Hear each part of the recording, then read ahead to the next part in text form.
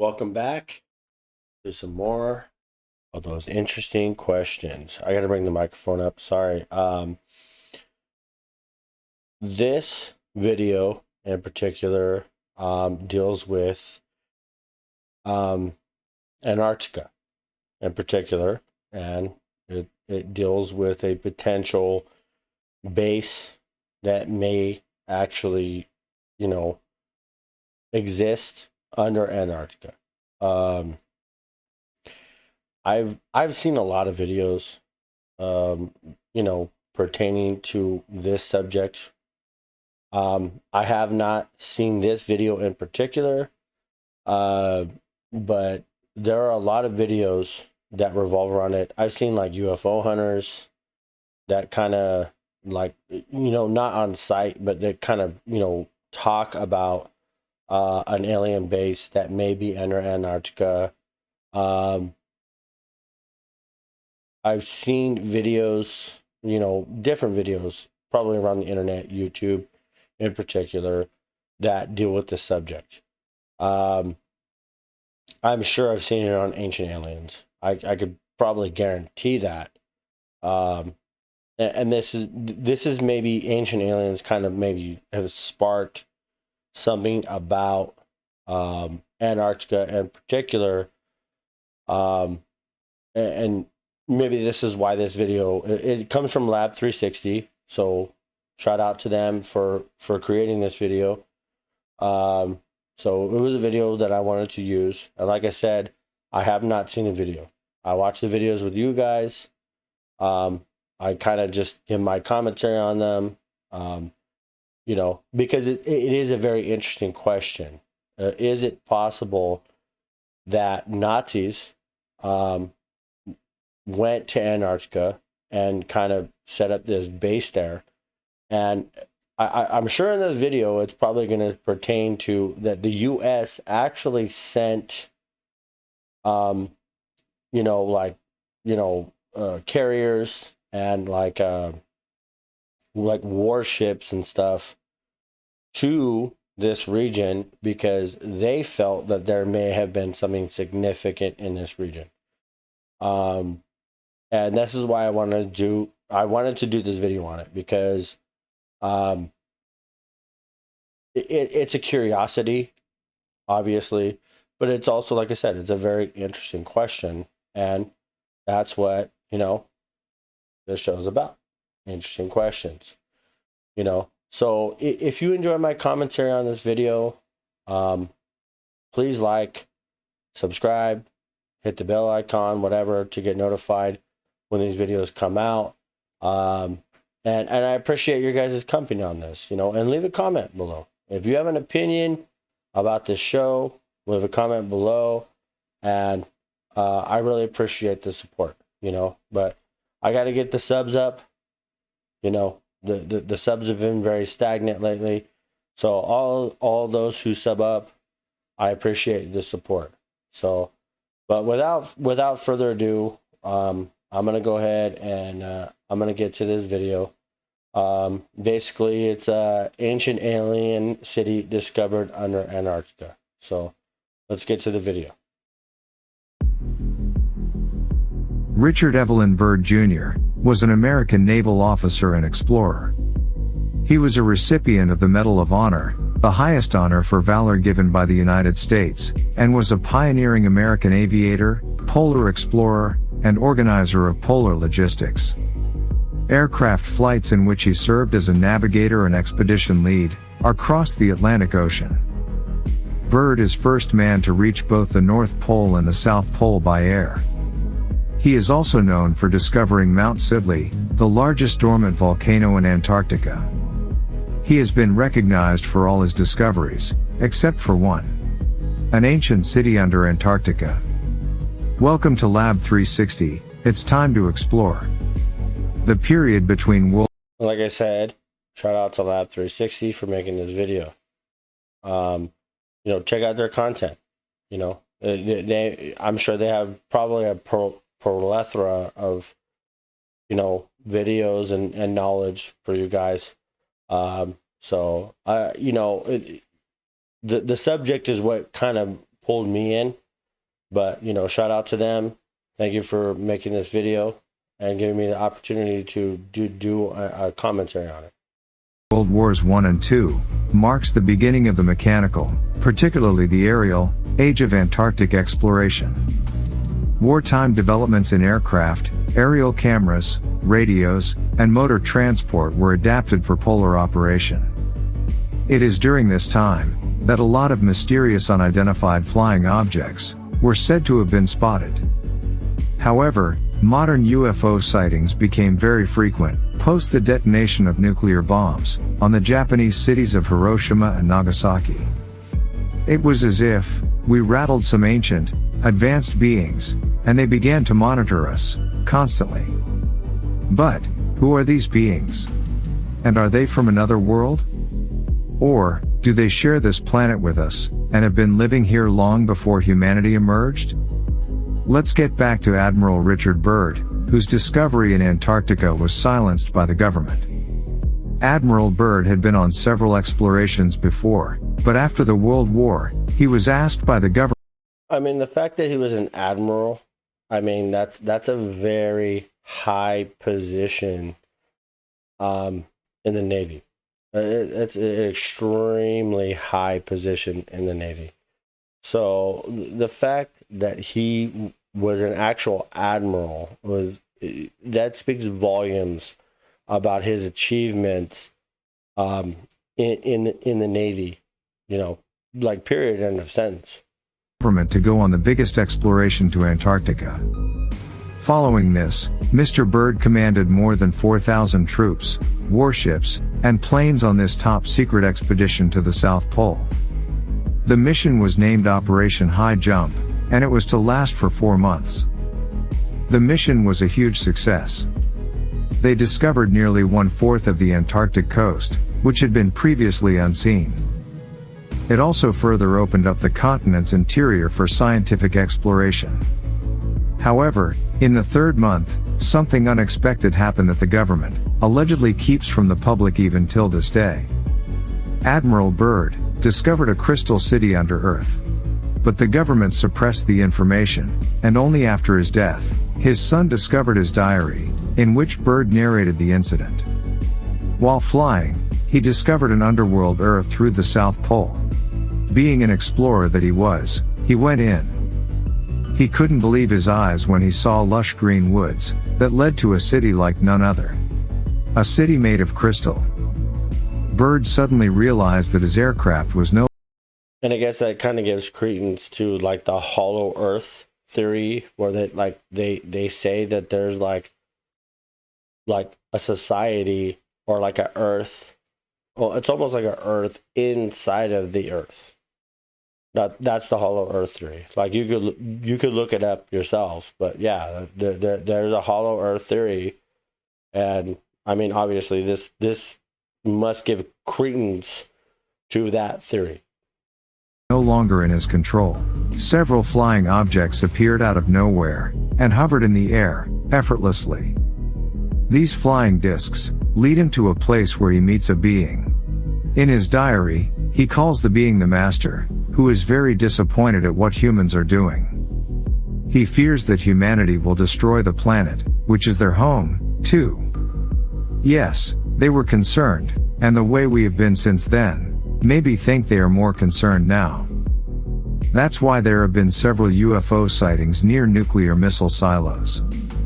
Experts, however, refuse to believe it, although there has to be a reason why several countries have bases at the poles. Maybe the UFOs we see aren't aliens at all, they are ancient beings of this planet. Maybe that's why most of the reported UFO sightings are near water bodies. Let's go back in time again. Well, think of the concept of that, and what it's saying is that maybe, like, what it's saying is that there's ancient beings that kind of just like went underground, which is like odd, because if you have species on the surface, but you have animals and you have all kinds of stuff, and I guess in some ways we're kind of subterranean, because you hear a lot of theories about like underground military bases and, The Pentagon, is the largest building on Earth. But the Pentagon, what you see above the surface, the Pentagon is like, I don't even know, maybe like 3 to 5 times larger underground than it is on the surface. So in a way, human beings, we are kind of subterranean. You know what I'm saying? We think of ourselves of surface beings, but we are subterranean in a lot of different ways. As the Soviet Union disintegrated, the Russian Navy declassified its records of Cold War UFO sightings. The reports suggested that 50% of UFO encounters were connected with oceans, while 15% with lakes. The reports stressed that the UFOs tended to stick to the water. And that makes a lot of sense. Life as we know it depends on water. And water could be the only common thing between us and the aliens. The radars on Russian Well, yeah, water is definitely something that, NASA is always looking for on other planets, because water itself is the building blocks of life. Hydrogen and oxygen. It almost seems that even like creatures very deep in the ocean, there's geysers, but because they're like, how do they survive without photosynthesis? How do they survive without the sun? What they're finding is the volcanic plumes at the bottom of the ocean are actually providing like certain minerals that basically provide the same minerals that you get, on the surface from the sun. So it's a crazy concept, but they're actually realizing that this is actually happening. So I mean, water is the thing that brings life, plain and simple. So if there's water, H2O, on other planets, that is literally providing life on that planet. Submarines, on several occasions, gave readings of material objects moving at incredible speeds. Calculations showed speeds of about 230 knots, or 400 kilometers per hour. Speeding so fast is a challenge, even on the surface. Whatever they were, defied our laws of physics. Russian Navy personnels were left scratching their heads, for they knew that it wasn't US, or any other country spying on their waters. According to a Russian Navy intelligence veteran, ocean UFOs often showed up wherever there are NATO's fleets concentrated. Near Bahamas, Bermudas, Puerto Rico. They are still most often seen in the deepest part of the Atlantic Ocean, in the southern part of the Bermuda Triangle, and also in the Caribbean Sea. Another place where people often report UFO encounters is Russia's Lake Baikal, the deepest freshwater body in the world. Fishermen tell of powerful lights coming from the deep, and objects flying up from the water. In one case in 1982, a group of military divers training at Baikal spotted a group of humanoid creatures, dressed in silvery suits. The encounter happened at a depth of 50 meters, and the divers tried to catch the strangers. 3 of the 7 men died, while 4 others were severely injured. Meanwhile, we all know about the mysterious events that has happened in the region of Bermuda Triangle over the years, before they almost suddenly stopped. So what's your guys' opinions on the Bermuda Triangle? Obviously, I have to do a video on it, but I mean, it's like the Bimini Road. There's so many videos that I want to do and I need to do. Edgar Casey predicting it, like, part of Atlantis will come up in 1969.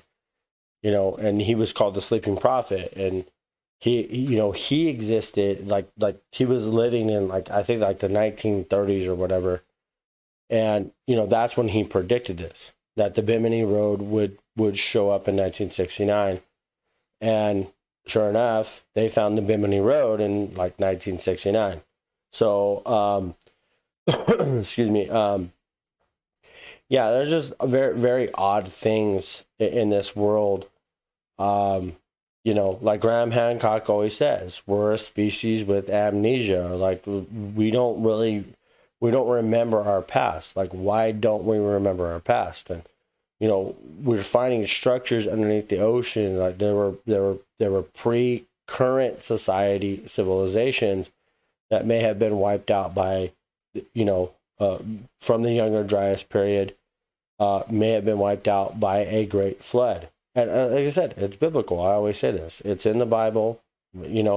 Hindus, the Chinese, a lot of cultures talk about a great flood. So, that's a crazy concept. Now, mystery holes have been spotted on ocean floor that is baffling scientists. These holes were discovered by oceanographers earlier this year, and they have no idea what made them, or how they came about. However, UFO experts are certain the strange markings are proof of alien visits. We have long suspected aliens are using the ocean as a way of staying out of the way, and exploring the Earth on their own terms. These holes... Well, yeah, because aliens know that basically we know more about the universe than we know about our own oceans. So if you want a really good hiding place, obviously we care more about exploring our solar system, the galaxy, and the universe more than we care about what's going on in our own oceans. Because I guess it's kind of this safe factor too. Because the oceans have been around for a really long time. We feel really safe, around our oceans because they've been around. They've been around since the dawn of time. So if there was something really bad or something that was going to affect us in a very negative way, it would probably happen a long time ago. So I think it's a more safe factor of just like the oceans are the oceans, and they've been there for a very long time, and they're going to continue to be there. But we're more curious about what's going on outside of here. What's going on in the universe. You know what I'm saying? Because which is smart. I mean, I don't think that's stupid. I think that's intelligent too. But it's also in a way, you should probably be more curious about what's going on in the planet you live on. Also, just as much as you are curious about the ocean of stars and planets that are also revolving around you. That's my opinion. Let me know what you guys think. Holes simply cannot be explained any other way, as they appear closely aligned, in a regularly repeating pattern, with tiny piles of sediment piled around them. The holes were found by the crew of the National Oceanic and Atmospheric Administration's Explorer vessel, as they investigated the Mid-Atlantic Ridge, a mostly unexplored region of the seafloor, which is part of the world's largest mountain range. But this is not the first time the mysterious spots have been seen. Marine scientists from the U.S. National Marine Fisheries Service also spotted the bizarre hollows in the ocean floor during a dive in 2004. NOAA researchers said, these holes have been previously reported in the region, but their origin remains a mystery. While they almost look human-made, the little piles of sediment around the holes make them seem like they were excavated by something. What do you guys think? Aliens, ancient beings, or conspiracy theories? I think little holes like that in the ocean or whatever, it could even be like a creature, that's not necessarily extraterrestrial, but it could be something we don't know. It could be a process, oceanic process, or it could be like some animal or something that lives in the ocean that maybe it's sort of like I seen a skunk outside, where I live recently, and I seen it digging in the ground. It's like digging for grubs, and it literally made this pattern. Like it literally dug these little holes in a line, to try to find grubs and stuff, which I was kind of surprised. I was like, oh, it literally dug this in a line, because everything in life, we human beings, we follow patterns. We follow a lot of patterns. And a lot of times I don't even think we realize all the patterns we follow, but we are following patterns. Nature follows patterns. Look at how flowers grow, or, the nautilus symbol, the shell and the way the lines, line up, Ride the spiral till the end. We may just go where no one's been. But I mean, that's the thing is, nature follows patterns. So when you see a bunch of holes like that or something, it just could be from a squid or something. It could be something very simply explained. It could be a squid, or an octopus or something that's kind of like, digging down and creating these holes because it's looking for food. Who knows? Drop in your comments to let us know, and don't forget to subscribe to Lab 360, the hangout place of the cosmos.